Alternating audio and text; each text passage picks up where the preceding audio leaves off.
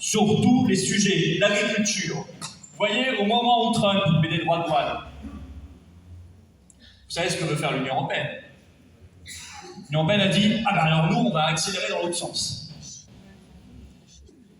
Donc on va finaliser, et Ursula l'a annoncé il y a quelques jours, hein, le Mercosur, qu'elle a signé le 6 décembre dernier à Montevideo. Ça lui a fait quelques vacances d'ailleurs au passage, hein. Ça ne devait pas être trop désagréable. Elle a signé à Montevideo l'accord Mercosur, dont notre ministre de l'Agriculture, vous savez, celle qui se déplace en escarpin, Chanel, c'est ça? Je sais plus, elle avait mis des beaux escarpins pour aller à la ferme. Elle avait dit, oh, il y a de la boue. C'est pas une blague, hein. Le pire, c'est que je raconte, c'est pas une blague, hein. Ce sont des faits vrais. Elle avait eu ses escarpins crottés. Et elle n'était pas au courant de ce qu'il y avait dans l'accord Mercosur. Je crois qu'elle ne sait toujours pas d'ailleurs. C'est normal, puisque d'après les traités européens, l'Union européenne a, je cite, la compétence exclusive du commerce. Ça veut bien dire ce que ça veut dire, exclusive, hein. Et donc derrière, vous pilotez plein de trucs avec le commerce, dont l'agriculture. Donc Ursula a dit, on va accélérer Mercosur, mais c'est pas suffisant. Elle veut sa dose, elle en veut plus. Elle a dit, on va ouvrir aussi un grand accord de libre-échange avec l'Inde, le pays le plus peuplé du monde. Et puis, là, elle a annoncé hier les Émirats Arabes Unis. Et puis elle veut faire la Nouvelle-Zélande, et puis elle veut faire l'Australie. Et il y a Macron qui dit, oui, mais moi, les paysans, tout ça, ça va être compliqué, à un moment, peut-être les tracteurs, ils vont s'approcher de l'Élysée, il va peut-être se passer quelque chose. Elle dit, je m'en fous. Elle s'en fiche. De toute façon, elle l'a dit, c'est moi qui décide. Et d'ailleurs, même Lula, le président brésilien qui est dans le Mercosur, avait dit à Macron, souvenez-vous, il y a quelques mois, quand Macron lui a dit, on ne fera pas le Mercosur, Lula lui a dit, c'est pas toi qui décide, hein, c'est elle. Malheureusement, c'est vrai. Ça n'est pas la France qui décide, c'est l'Union européenne. Bon, de toute façon, je vais vous dire, la pseudo-opposition de Macron, moi je n'y crois pas. Hein. Je ne crois rien de ce qui sort de la bouche de cet homme. Voilà. Je pense qu'il est profondément le mal, profondément vicieux, menteur, et que c'est un homme qui n'a jamais aimé la France et les Français. C'est pour ça, quand je disais qu'il faut être clair et net, le monde qu'on vit aujourd'hui, il est clair et net, les chocs sont frontaux, les oppositions sont particulièrement claires. On ne va pas être dans le demi-gris, dans le gris-beige, gris-blanc, gris-noir, etc. Il faut être clair aujourd'hui, on choisit son camp. On veut la poursuite du monde ancien jusqu'à notre perte, ou on veut briser nos chaînes. Et donc il faut des méthodes claires. Il est inadmissible que des parlementaires, l'automne dernier, alors qu'il pour la première fois il y avait une motion parlementaire de destitution qui arrivait à l'Assemblée nationale, et que les parlementaires RN aient bloqué cette motion de destitution pour je ne sais quelle raison obscure. Il est inadmissible qu'aujourd'hui même, les parlementaires PS et RN, encore une fois, refusent de voter la motion de censure contre Bayrou, qui en plus a menti gravement sur l'affaire très grave de la pédocriminalité de Betarabe. C'est inadmissible.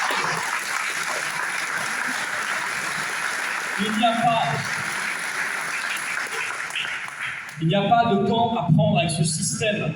Ce système, on le détruit.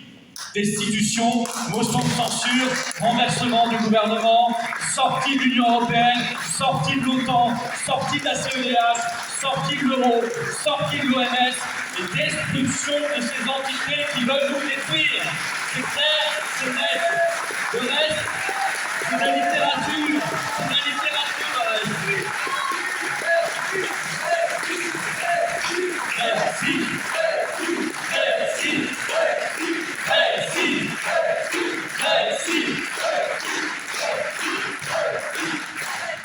D'ailleurs, jouer avec le système, ça n'est jamais payant. Le RN s'y est essayé. Vous voyez le résultat. Ils n'ont pas été trop remerciés.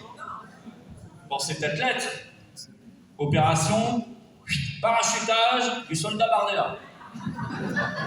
Macron bis. C'est notre ami Idriss Aberkan qui a appelé ça le bar d'Attal. Le second tour, Bardella-Attal, on fusionne Bard-Attal.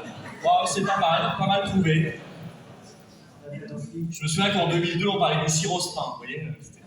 Chipin, Josrac à l'époque. Bon bah là c'est le bar à table. C'est-à-dire que voilà, on voit même plus la différence, tout ça. C'est le combat du pareil contre le même et du même contre le pareil. C'est bonnet blanc contre blanc bonnet. Voilà, donc je crois que tout ça se base sur des virgules, des nuances. Écoutez, on est dans la prison européenne. Moi je suis pas là, alors on est dans la cellule. Vous voulez faire quoi de cette cellule? Ah bah je vais réaménager ma cellule. Ah super, mon lit était là, je vais le mettre là, dans mes 9 mètres carrés. Et puis là j'avais un petit tableau au mur, je vais le mettre de l'autre côté. Et puis j'ai le droit à un pot de peinture. Ah bah je vais repeindre mes barreaux en bleu marine. Ou en rose, ou en vert, ou en bleu reconquête, ou en bleu Macron, ou ce que vous voulez, peu importe. Moi je suis pas là pour réaménager ma cellule ou repeindre les barreaux. Je suis là pour m'évader de la cellule, pour laisser la porte ouverte derrière pour que tous nos petits copains viennent avec nous, et pour ensuite faire exploser la prison. Voilà, c'est simple, c'est clair, c'est net. Ça s'appelle sortir de l'Union européenne et décrémation. Et alors, on me dit que c'est pas possible. C'est jamais possible, on peut rien faire. Il faut suivre ce qu'on nous dit. C'est vrai que ça marche tellement bien. Chapeau, hein, les résultats de la politique menée depuis 40 ans, là. Formidable, en tout domaine, hein. En tout domaine. C'est pas possible, c'est vrai, la France n'a que 1500 ans. Elle s'est jamais battue pour ça, pour son indépendance. Elle s'est jamais battue pour sa liberté. C'est super difficile de déchirer un traité. On n'a pas fait mieux dans notre histoire. On n'a pas eu des héros beaucoup plus glorieux, qui ont fait beaucoup plus dur, beaucoup plus braves, beaucoup plus héroïques. Alors de quoi on a peur exactement? De notre ombre? Du qu'en dira-t-on? De l'hypothétique jugement de tel ou tel journaliste? Mais je m'en fiche, moi, de tous ces gens-là. Ça fait bien longtemps que je m'en fiche de ces gens-là. Je me fiche du jugement de tous ces gens-là. Moi, ce que je veux, c'est sauver le peuple, sauver le pays. Et il est certain, entendez-moi bien, il est certain que si on reste dans ce système-là, on crèvera. Parce qu'il est fait pour ça. En revanche, il est certain que si on s'en débarrasse, ce sera une véritable résurrection pour notre pays et que ça ira beaucoup plus vite que vous ne le croyez. Beaucoup plus vite que vous ne le croyez.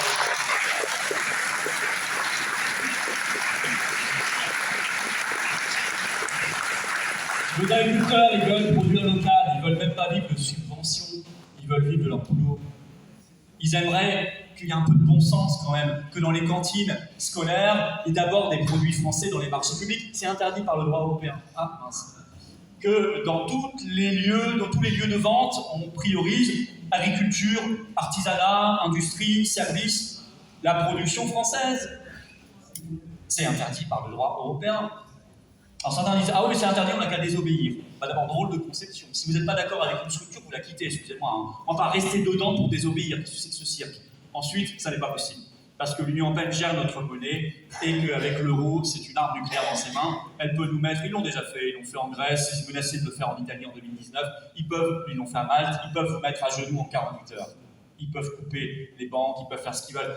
Ils ont des armes nucléaires dans la main, ne croyez pas. Et de toute façon, par principe, moi j'aime pas serpenter comme ça, j'aime pas cette manière de faire. Moi je suis assez clair, je suis assez droit. Hein. Moi, pour aller de là à là, je fais comme ça, hein. Je fais pas en disant peut-être qu'un jour je vais arriver là-bas. Non, tu n'y arriveras jamais en fait, mon grand. Jamais. Ça ne marchera pas comme ça. Parce qu'ils vont te mettre des choses trappes et qu'un jour ils vont te mettre même un bracelet électronique et en tôle. Non. Si le but il est là, on va comme ça, et le plus vite possible. Et s'il y en a qui veulent nous, on les pousse. S'il y en a qui veulent nous empêcher d'y aller. Il faut être clair, hein. Mais il faut le dire à nos compatriotes. Hein. Il ne faut pas tortiller. Hein. Il faut dire les choses clairement. C'est pour ça, tu sais, j'ai parfois des gens qui viennent me voir d'autres partis dits souverainistes, dont je me demande de plus en plus s'ils le sont vraiment, qui me disent « Je suis d'accord avec toi sur le fond, mais je ne défendrai pas le Frexit parce que tu comprends, ça leur fait peur. Mais mon grand, ça leur fera peur tant que tu leur en parleras pas. » Si les gens sentent qu'il y a un malaise, évidemment qu'ils ont peur. Mais si on y va avec enthousiasme, en disant « Il y a un projet derrière, il y a une espérance », les gens suivront. Parce que les gens comprendront, ils ne sont pas idiots. Hein. Et parce que je rappelle quand même que 95% des pays de la planète ne sont pas dans ces structures-là. Je rappelle que 95% des pays de la planète gèrent leur monnaie nationale, hein, gèrent leurs frontières nationales, hein, aussi bien migratoires qu'économiques, industrielles. 95% des pays de la planète ne sont pas dans un truc, cette anomalie qui s'appelle l'Union européenne, et a fortiori Schengen, la zone euro, le marché européen d'électricité, etc. Je parlais d'immigration. Il y a un bon exemple de ce que je vous donne. Monsieur Wauquiez. Alors lui, il mérite le prix de l'année de l'humour politique. Là, vous savez, il y a un prix remis chaque année. Enfin bon, il persiste ici. Donc, lui, il parle d'un diagnostic pas idiot. Il dit, on a un problème pour renvoyer les OQTF, c'est Schengen. Bon, il n'y a pas d'ailleurs que Schengen. C'est tout le problème de l'Union européenne et il faut y ajouter la CEDH. Effectivement, ça ne vous est jamais dit, mais la principale raison pour laquelle on ne maîtrise absolument pas l'immigration, c'est tout simplement on ne maîtrise plus de politique d'immigration. C'est assez clair. Et vous ne pouvez pas expulser qui vous voulez, vous n'avez pas le droit de faire d'expulsion collective, vous n'avez plus de frontières nationales, on a démantelé les douanes, il y a 10 001 règles dans tous les traités, les jurisprudences qui limitent de manière drastique ce que vous avez le droit de faire. Donc lui il dit, il y a un problème, donc, on se dit, donc il va dire qu'il faut quitter Schengen.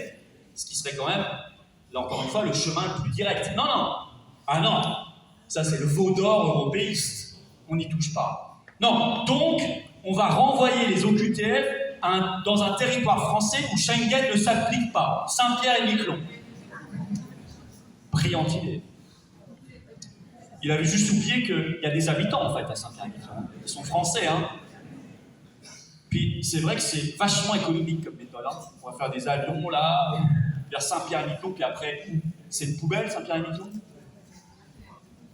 Vous voyez à quelles absurdités, énormités, en plus scandaleuses, parce qu'ils parlent de territoire français, de Français qui vivent là-bas, sont amenés les européistes qui ne veulent pas remettre en cause leur cadre mental et idéologique. Moi, pour arrêter tout ça, oui, je quitte l'Union européenne, Schengen et la CEDH et je reprends la maîtrise totale de mes frontières et de ma politique migratoire, d'accueil, de nationalité et d'expulsion. C'est simple, et après les Français choisissent, les Français tranchent, et on fera des référendums, et c'est les Français qui trancheront. Ah ouais, ça s'appelle la démocratie, ça serait bien de s'en souvenir. Oui, remettre le référendum un peu partout, c'est quand même une bonne idée. On peut même aller plus loin. On pourrait créer le référendum d'initiative citoyenne, le RIC sur tout sujet, le mettre dans la Constitution. On pourrait reconsidérer que les gens là que j'ai en face de moi, à côté de moi, moi-même, j'en fais partie, on s'appelle le peuple. Et je vous rappelle que le peuple français, dans notre Constitution, on est le seul souverain. Il faudrait quand même s'en souvenir, les gens, hein. On est le seul souverain. Le souverain, c'est pas Macron, c'est pas Ursula, c'est pas BlackRock, c'est pas McKinsey, c'est pas Pfizer, c'est pas ces gens-là. Le souverain, c'est nous.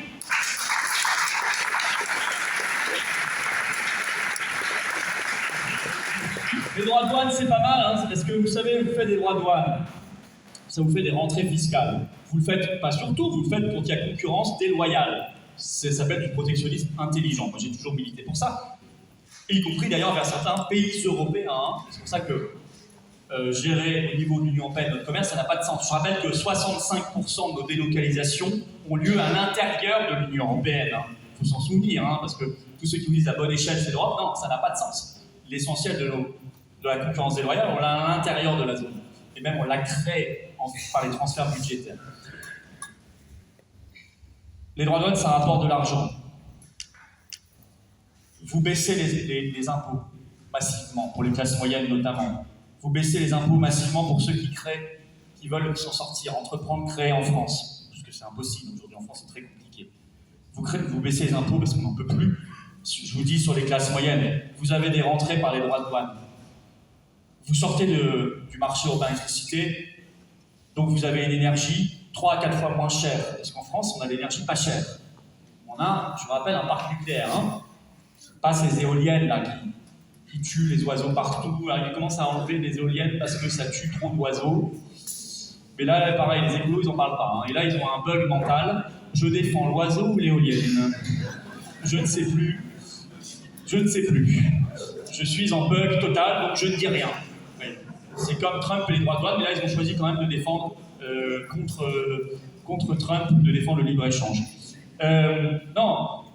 Et en fait, vous recréez en France une terre de production, une terre prospère, industrielle. On a un génie français, un génie créatif. Encore faut-il qu'il puisse s'exprimer, que tout le monde ne se part pas à l'étranger. On a une jeunesse très qualifiée qui s'en va tous les ans, c'est une catastrophe.